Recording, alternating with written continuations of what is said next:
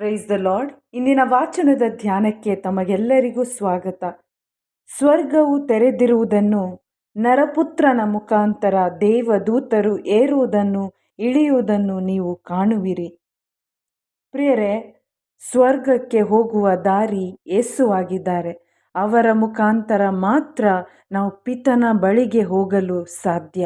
ಇಂದಿನ ಮೊದಲ ವಾಚನದಲ್ಲಿ ನೂತನ ಜೆರುಸಲೇಮ್ನ ಗುಣಲಕ್ಷಣಗಳನ್ನು ವರ್ಣಿಸಲಾಗಿದೆ.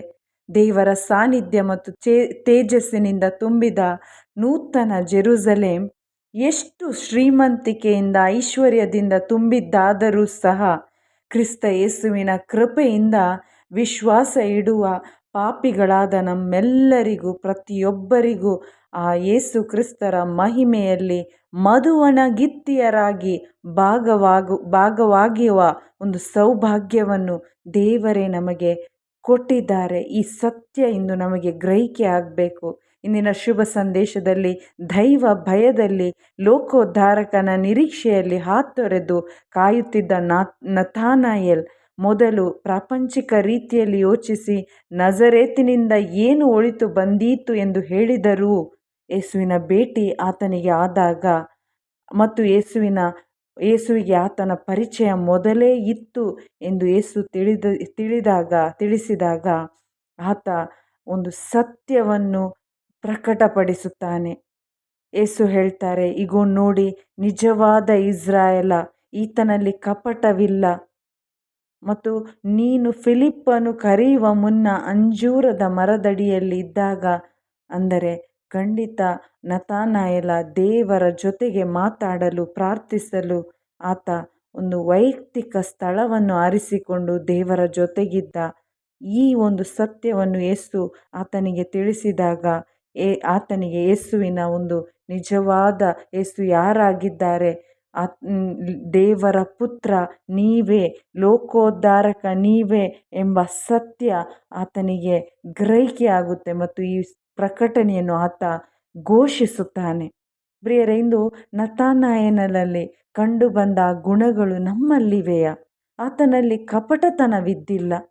ನಮ್ಮ ವಿಷಯದಲ್ಲಿ ಯೇಸು ಸ್ವಾಮಿ, ಇಗೋ ಈತನಲ್ಲಿ ಕಪಟತನವಿಲ್ಲ, ನಿಜವಾದ ಇಸ್ರಾಯೇಲ, ದೇವರ ಮಗ, ಈ ರೀತಿಯಲ್ಲಿ ನಮ್ಮ ವಿಷಯವಾಗಿ ದೇವರು ಹೇಳಕ್ಕೆ ನಾವು ಆ ರೀತಿಯ ಸ್ವಭಾವವನ್ನು ಧರಿಸಿದ್ದೇವ? ಪ್ರಿಯರೇ, ದೇವರು ಕಪಟತನವನ್ನು ದ್ವೇಷಿಸುತ್ತಾರೆ, ಒಳಗೊಂದು ಹೊರಗೊಂದು.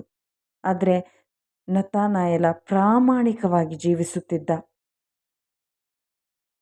ಬಾಹ್ಯವಾಗಿ ಎಲ್ಲ ಪ್ರಾರ್ಥನೆ ಮಾಡಿ, ಚರ್ಚಿಗೆ ಹೋಗಿ, ಧ್ಯಾನಕೂಟದಲ್ಲಿ ಭಾಗಿಯಾಗಿ, ಈ ರೀತಿಯಲ್ಲಿ ನಾವು ಏನು ಮಾಡಿದರೂ ಕೂಡ ಒಂದು ವೇಳೆ ನಮ್ಮ ಹೃದಯ ಪರಿವರ್ತನೆ ಇಲ್ಲದೆ ಹೋದರೆ, ನಮ್ಮಲ್ಲಿ ಕೋಪ, ದ್ವೇಷ, ಹಗೆತನ, ಅವಿಶ್ವಾಸ ತುಂಬಿದ್ದರೆ, ನಾವು ಮನುಷ್ಯರ ದೃಷ್ಟಿಯಲ್ಲಿ ಚೆನ್ನಾಗಿ ಕಂಡರೂ ದೇವರ ದೃಷ್ಟಿಯಲ್ಲಿ ಕಪಟಿಗಳಾಗಿದ್ದೇವೆ.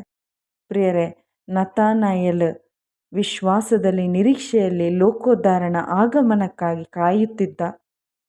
ಅವನಿಗೆ ಯೇಸುವಿನ ಭೇಟಿಯಾಯಿತು. ಇವತ್ತು ನಮಗೆ ಯೇಸುವಿನ ಭೇಟಿ ಆಗಿದೆಯಾ? ಆ ಪರ್ಸ್ನಲ್ ಎನ್ಕೌಂಟರ್ ನಮಗಾಗಿದೆಯಾ?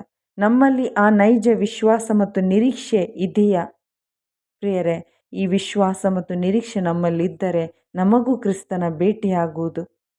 ಯೇಸು ಸ್ವಾಮಿ ನತಾನಯೇಲಿಗೆ ನುಡಿದಂತೆ ಸ್ವರ್ಗಕ್ಕೆ ಯೇಸು ಕ್ರಿಸ್ತರೇ ದಾರಿಯಾಗಿದ್ದಾರೆ. ಇವತ್ತು ವಿಶ್ವಾಸಿಸುವ ಪ್ರತಿಯೊಬ್ಬರಿಗೆ ಸ್ವರ್ಗ ತೆರೆಯಲ್ಪಟ್ಟಿದೆ. ಯೇಸು ಮರಳಿ ಬರ್ತಾರೆ. ಮಧುವಣಗಿತ್ತಿಯಾದ ನಾವು ಸೌಂದರ್ಯವತಿಯಾಗಿ ಕಾಣಿಸಲು ದಿನಾಲು ಫುಡ್, ಎಕ್ಸಸೈಸ್, ಡಯಟ್ ಆತ್ಮಿಕವಾಗಿ ಮಾಡಿ ಸಿದ್ಧರಾಗೋಣ. ಆಮೇನ್. Praise the lord.